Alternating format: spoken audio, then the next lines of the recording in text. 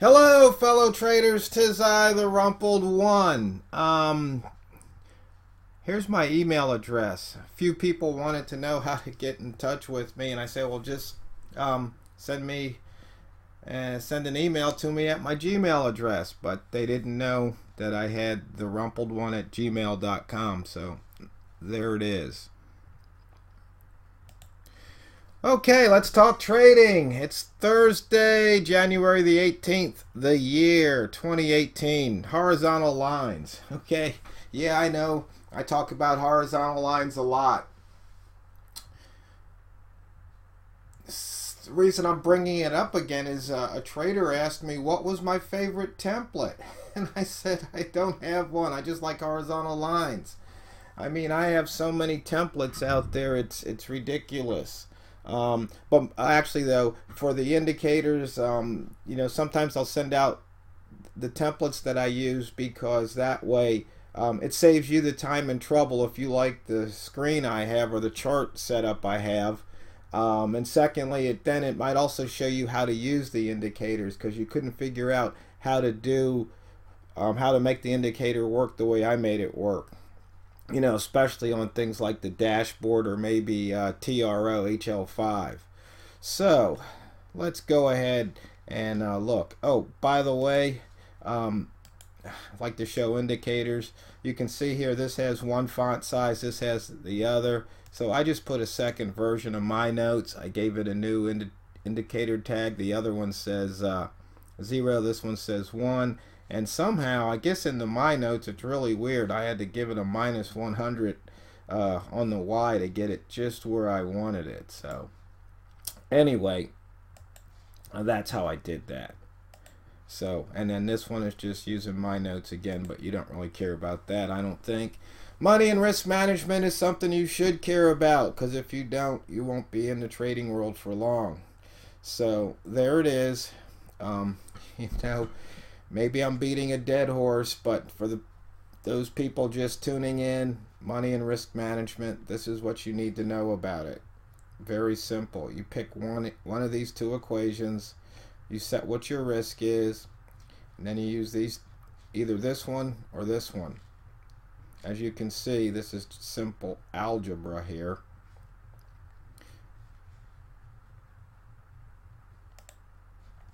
So, what do we have here on the weekly? We can see the euro put in a high and it's pulled back 68 pips off that high.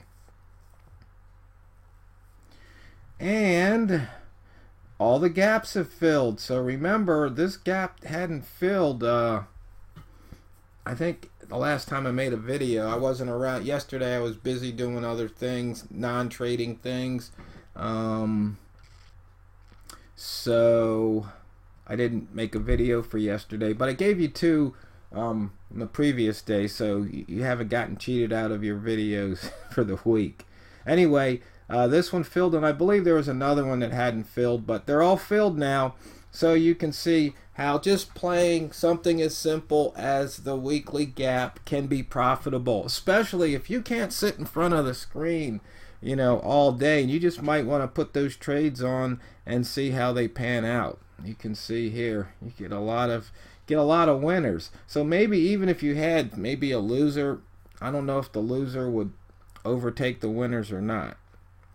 In other words, would you have a net loss for the week? But I'm sure if you had some smart stop losses, then you probably wouldn't get taken out. Okay, let's look at the daily chart. And we've got some ranges over 100 on some of these pairs. Hey, the euro hit 100, but not quite over. And we have some high to open pullback on the CAD pairs here. Pound CAD, Euro CAD. And the USD only had 43. Still 29 above the open. And sitting in the upper rat zone at the moment. Okay, buy zone traders. You see you had a trigger there and it pulled back. if you stayed in it, got out, you should.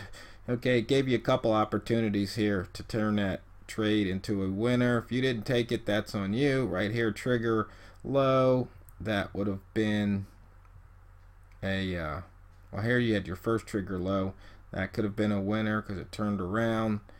See, once again, you've got lots of time to take some profit. Sometimes it's little, and sometimes, like right here, it could be a lot, but you don't know until the game is over. Rat trade, see here, right at this point, you know, the high was only here, so there wouldn't have been a rat zone trade, but now we've got it here. You can see we've got a rat zone trade. High minus close is 11, so you can look for that to go this way some point in the day. Okay, pivot point traders. Once again, fading the pivot. Here's your open, here's your pivot. See, price hit pivot. Very simple. You fade the pivot. What does that mean? If price opens below the pivot, then you buy. If it opens above the pivot, then you go short. You sell short. That's it. There's really not much to analyze in those trades. Maybe one day I'll pull up all my pivot screens, because I do have a few different ones. They talk about different ways to analyze the market, you know. But this is the rule of thumb. This is simple. So once again, in this particular case, if you want to go from here to here, then you say, okay, well, where's my stop loss going to be? Well, you're going to determine that. It's like if you want to trade with a 1% risk, well, wherever that line is down here for the 1%, that's where your stop loss is. So if price comes down and hits your stop, then you're out of the trade. If it comes close but doesn't hit, turns around and hits the pivot, you have made profit. That's it. It's that simple. You see, these people, some of these people out there try and make trading so dang complicated. I don't know why. I mean, as Deming says, if you can't explain what you're doing as a process, then you don't know what you're doing. I was talking to a guy the other day, and he said he knew this other guy that was really profitable, but, you know, the guy that was doing it just couldn't seem to explain to the other guy how to do it. And so he says, maybe the guy's a bad teacher. I said, well, that's a possibility. You know, because all of us have different learning modalities. Some people need to see it. Some people need to hear it. Some people need to touch it. Some people need to do it. Some people only need to do it once. Some people need to do it 10 times. And some people just can't be reached. To quote Cool Hand Luke, the movie Cool Hand Luke, the captain. Some people just can't be reached. Okay, enough of that. So, once again, this is a simple trade, highly profitable. You just have to do it. Price action, higher highs, higher lows. Once again, this is simple. Using the 3-level ZZ indicator. Now, trader sent me something. He wants to use this with Bollinger Bands. Bollinger Bands are squiggly lines, and you guys know how I feel about squiggly lines. You know, but I'm going to look at what he sent me, because who knows, maybe he's got something there. I don't know. We will find out. That's process of discovery, you see. I'm not looking to prove me right. I have to see if I can disprove his theorem, you know. So, but once again, you see the 2-ball, you see price was at that line, it didn't make a new high. Maybe you jumped in, maybe you didn't. If you did, you're up a few pips. Possibly 6 or 7 pips at the moment, depending on exactly where you got in. But this price action stuff is so simple. You just have to look. I mean, you know, did price make made a lower low, lower low, lower low, lower low? Look at that. 1, 2, 3, 4. Remember the old days of the buzzard reversal. After 3 H1s in a row, start to look for a reversal. 3 reds in a row, look for a reversal. 3 or more greens in a row, look for a reversal. 3 or more greens, look for a reversal.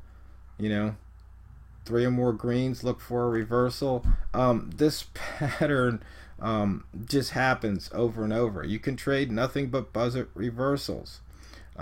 Sometimes you get a little, sometimes you get a lot. You just have to look and trade what you see. It's just that simple. If you can't see it, you can't trade it. I mean, I'm not trying to offend those who are vision challenged, in this politically correct world, but see, it's not necessarily a vision. It's like see in your mind's eye. If you just don't see it, you just don't get it, you just don't understand it.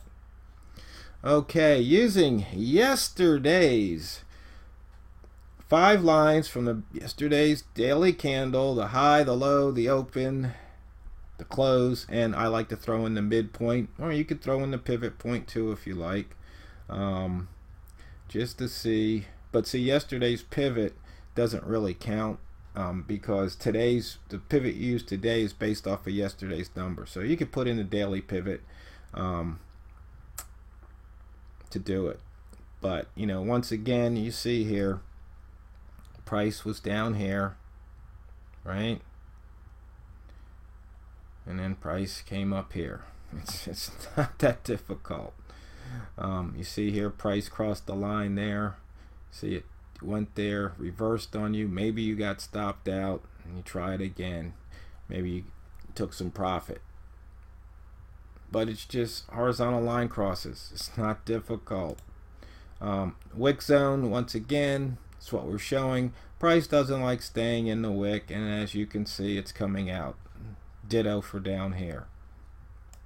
I think I showed you the frequency distribution on that. Price just doesn't like to stay there. And here we have the whole low, highest open, lowest open setup for the H1s, and you can see here price is coming out of that holo zone, and down here is the other holo zone. Not much of one, but there you go. Oh, there's the squigglies and people who like those moving averages.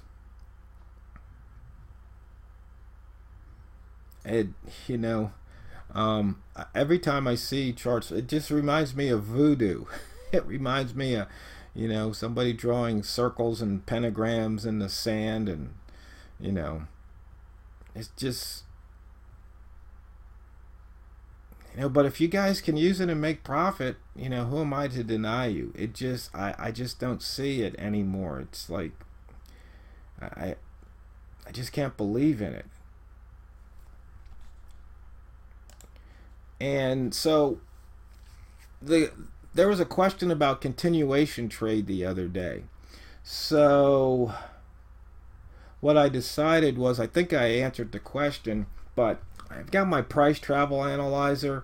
So right here, if it opened lower than the previous high, that was like 99 times out of last 100. So one day it actually closed at the high, obviously, or opened at the high, or opened above the previous high, or maybe a gap up. That's possible. And then that high to the current high got above the high 53% of the time. Okay, now you take those two. So out of the 53 that the high was greater than the previous high, how many times was close greater than the previous high? 26 times, or 49% out of the 53. Okay, and you can switch this over to the weekly. And when I modified the TRO mid dots indicator, so now you can have high low dots too. Might have to just change this to TRO dots. So anyway, you can just turn it on and you can set your colors down there. I'll have to post that so you guys can get it. But anyway, you can see whether or not it's a profitable trade. So, fellow traders, it's not what you trade, it's how you trade it. The Rumpled One going to drain the banks.